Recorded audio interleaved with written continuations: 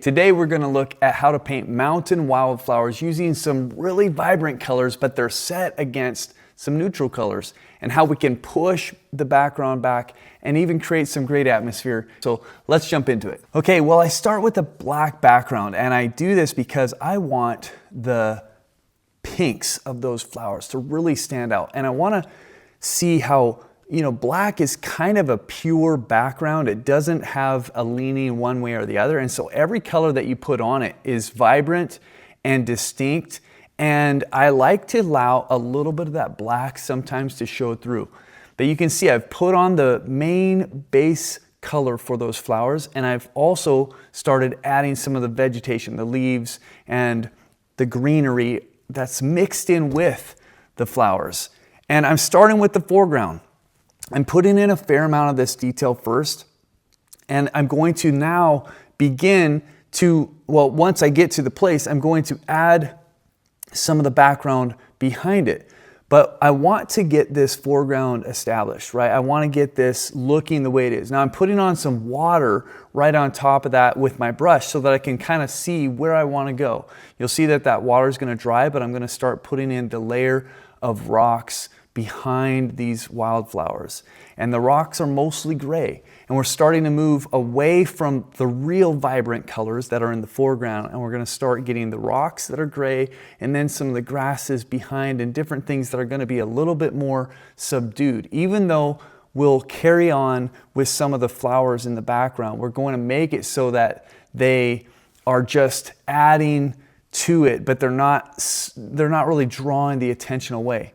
Now these rocks have edges, and one of the things that I like to do as I paint different objects like rocks versus flowers or versus other vegetation is, let's think about the angles here.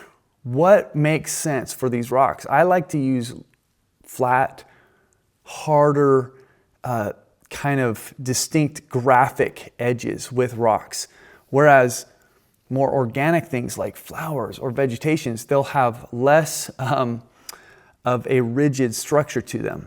Hey, sorry to interrupt this video. I know it's good, but just wanted to invite you to write me a text right now, 425-400-2094. Let me know what your goals are in art, and I'd love to get back to you and see if there's any way that I can spur you on, encourage you, or help you reach your goals. All right, let's get back to the video. The mountain behind is essentially a big giant rock. So it also is going to have some of that, although as it's back in the background, we're going to see that it has more subtlety to it.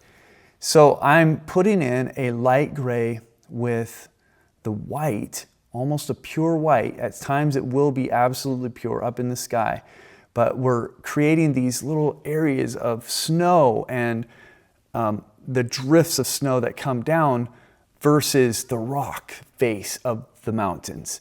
And we're doing this just by copying what the reference photo, the shapes and the kind of design of that. And now the sky, to me, that sky is pure white. So I'm not mixing anything in with that sky. But as I do this, I'm going to observe that I feel like the mountain could be more subtle still. So I will eventually come and make it more subtle using zinc white, and I'll talk about that a little bit more later. But as I'm coming down toward us, I realized that in the reference photo, there wasn't much in the way of a middle ground. It was just kind of like these foreground flowers, some big rocks, and then you could just kind of see the mountain behind it. But I wanted to add a little bit of a middle ground where I could see the grasses and these flowers going back. So I've created a color using the vibrant colors, but mixed in with some more gray so that it's more subtle. And you can see I'm adding a little touch of pink and just a little bit more as it gets closer to us so that we can see that these flowers carry on back there, but they're much more subtle. And this is a way that we can create distance in our paintings, is by pushing things back with atmospheric perspective, allowing the things at the foreground to be the most vibrant and the contrast to be the strongest. And now you can see I'm adding some titanium white and a little bit of zinc white, just softening up that mountain at the top and creating it to be lighter and feeling like it just rises up into the mountain or into the cloud. I hope you enjoyed this painting. I know that it was one that I really loved. Hey, whether you're crushing your art goals right now or you're just starting out on your creative journey, I want you to do one thing for me. Text me right now, 425-400-2094. Tell me what your dream is. Tell me what your goals are. Tell me what your obstacles are, and we'll work together. Let's make this happen.